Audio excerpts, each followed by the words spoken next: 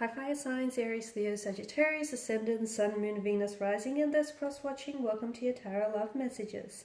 Today we're going to take a look at and see what are their intentions towards you. Okay, so this is for those of you that are romantically involved with someone. It doesn't necessarily make a difference if you're in a relationship with this person, or even if you guys are just like in some sort of casual arrangement, or if you're just loosely involved with one another. So as long as you do have a person in mind as I do this reading, it shall apply. It is going to be a general reading here, guys, so please just keep that in mind.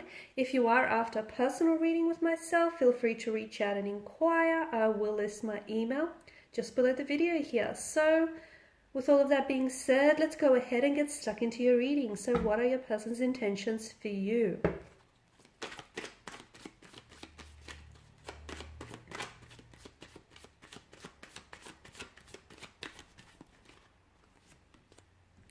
Okay, you have the High Priestess here,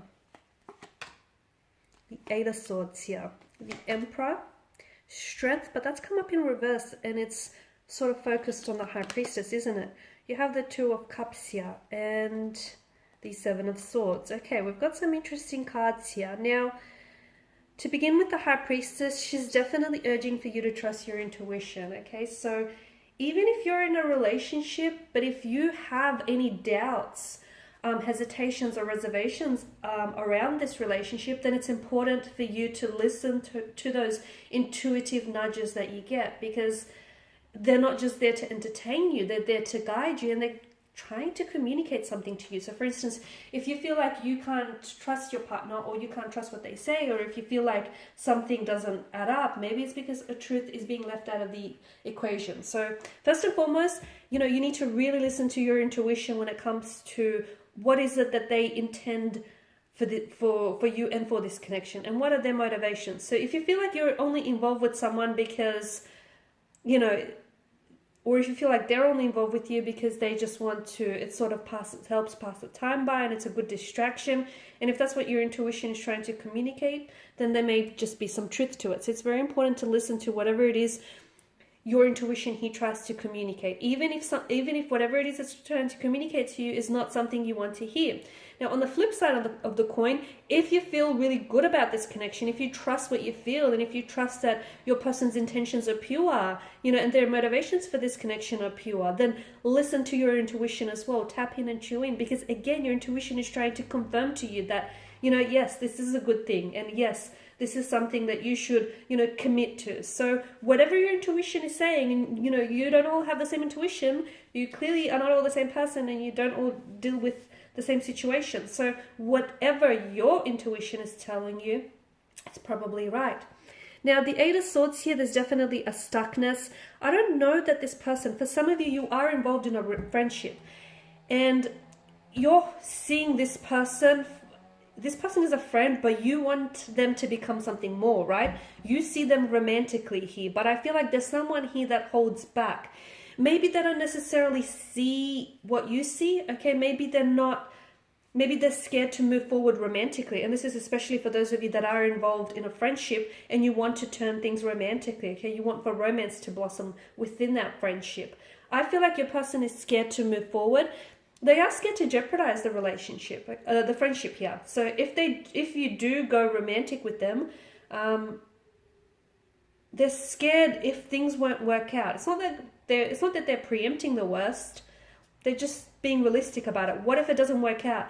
What will that do to your relationship? Will it jeopardize your relationship? Will that mean things become really uncomfortable to the point where the two of you just fade out and no longer speak to each other?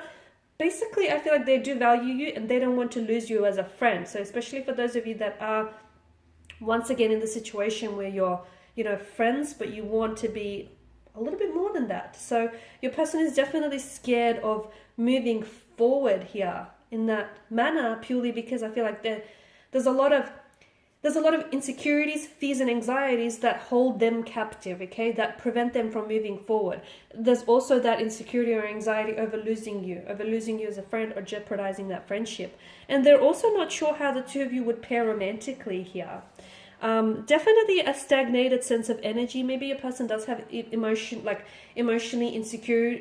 They're emotionally insecure, so insecurity issues. Because I feel like you're not necessarily like to me, it feels like the growth of this connection is stunted. It's stagnated. It's not moving. And that's because your person's energy is very blocked and it's very reserved and it's very stagnated. But I'm also seeing that there is, because of the blindfolds here, are you not seeing the situation for what it is, or are they not seeing all the potential that this connection has? So someone within this connection, be it you or them, is not seeing something, okay? They're not seeing something. Maybe you're not seeing the red flags. Maybe this person is not seeing the potential. Maybe this person is not seeing something that may be right in front of them, okay? But I definitely feel like someone here is, they're shackled, okay? They're scared to move the relationship forward, or they're scared to enter into a relationship, or they're scared to turn things romantic here because their insecurities, their anxieties, their fears, their low self-worth here is what's keeping them shackled. It's what's keeping them stagnated. And ultimately, because the Eight of Swords governs mental energy, it has a lot to do with the way that they think and the way that they perceive and the narrative that they tell themselves here.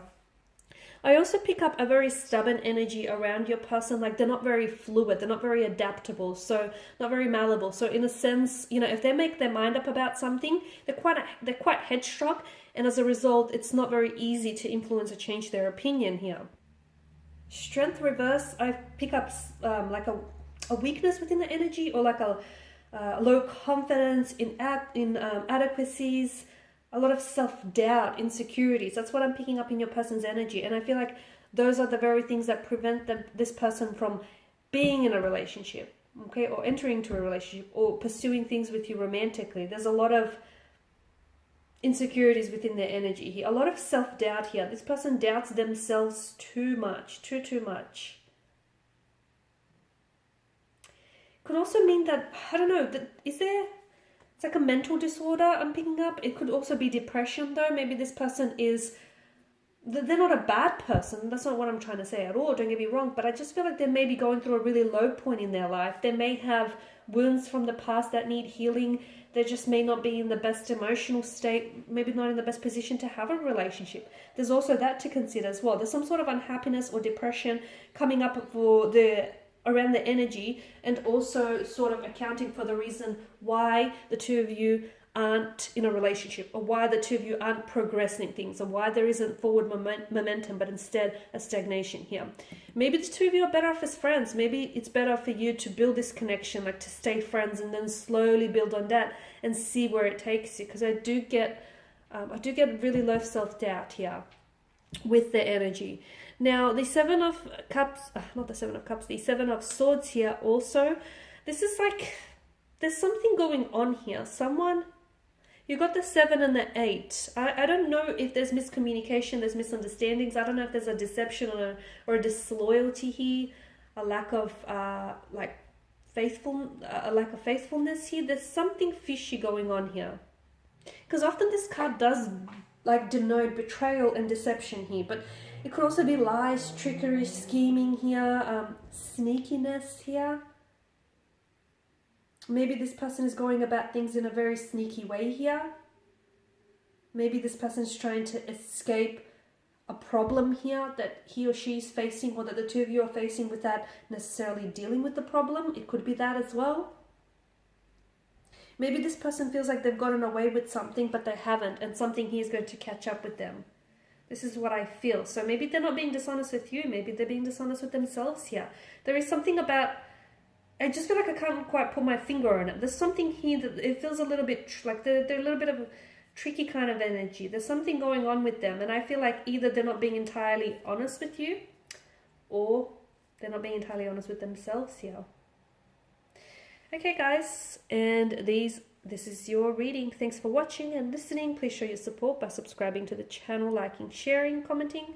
I'll be sharing with you more tarot love messages, so feel free to stay tuned and check out the other videos on my channel. Thanks again for all of your support. Those of you interested in a personal reading, feel free to connect. Bye for now.